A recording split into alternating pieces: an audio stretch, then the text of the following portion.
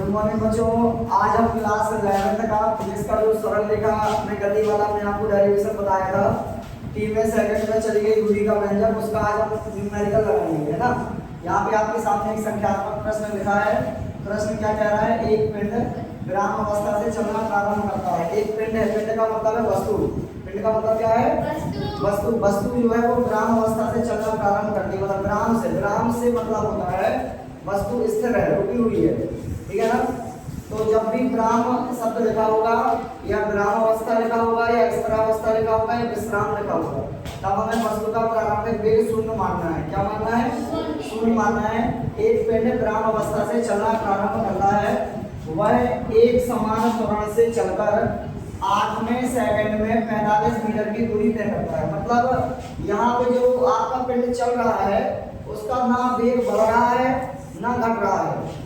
कैसे पता चल गया जी हमको?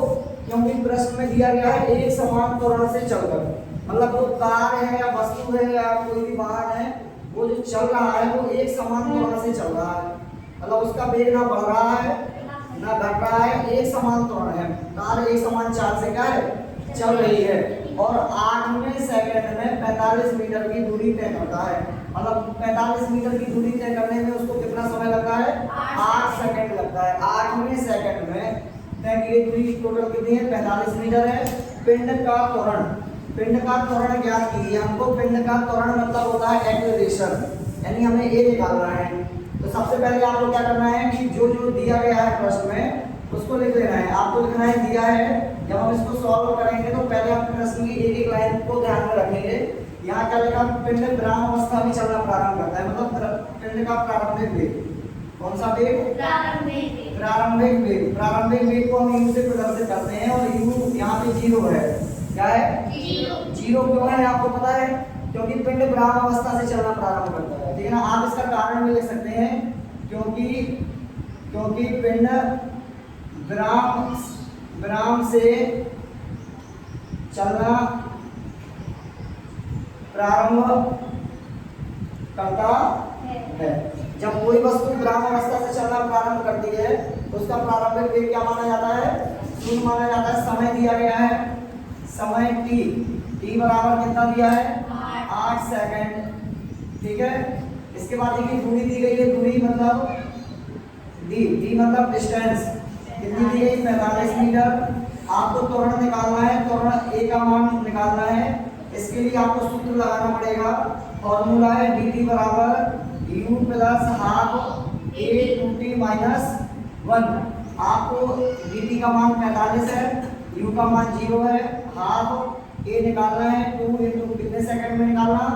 8वें सेकंड में। तो t का मान 8 माइनस 1, तो 45 प्लस 0 प्लस हाफ a 8 दूनी 16 माइनस 1। आप क्या करोगे? यहाँ पे 45 का 45 होगा बराबर 1/2a। 1/2a आएगा 15, 16 में 1 गया 15, तो यहाँ पे 45 गुणे 2 बराबर 15a हो जाएगा। मतलब 15a बराबर 90 और a बराबर 90/15। तो यहाँ पे आप देख रहे होंगे हमने dt का मान 45 रखा, u का मान 0 रखा, हाफ की जगह पर हाफ, a हमें निकालना है, t का मान 1 रखा और माइनस पर अपनी जगह पर, माइनस पर अपनी जगह पर। 1 का मल्टीप्लाई 2 से कर तो कितना आ गया? 16 और माइनस का 1 यहाँ कटेगा 16 में तो 15 आएगा और 2 भाग में है तो गुणा में चला गया। तो 45 गुणे 2 बराबर 15 का 1 गुणा हुआ तो 15 का 15। या हम इसको ऐसा भी लिख सकते हैं 15a बराबर 90 या a बराबर 90/15। 15 छक्का 90, तो a का मान आ गया 6 और त्वरण है तो मीटर प्रति सेकंड स्क्वायर होगा। तो आपने देखा होगा कि जो ये सवाल लगाया है हमने, ये 3वें सेकंड में चली गई दूरी का जो व्यंजक था उसी कॉन्सेप्ट से हमने लगाया है, ठीक है ना। तो ये सवाल जो हमने इसके पहले का वीडियो डाला था 11th क्लास का, उसके बाद का टॉपिक है। उस सवाल का, उस न्यूमेरिकल का प्रयोग प्रश्न में कैसे करते हैं, इसी तरह जो सवाल आप लोगों को लगाना है। यदि वीडियो अच्छा लगा हो तो लाइक और सब्सक्राइब करें।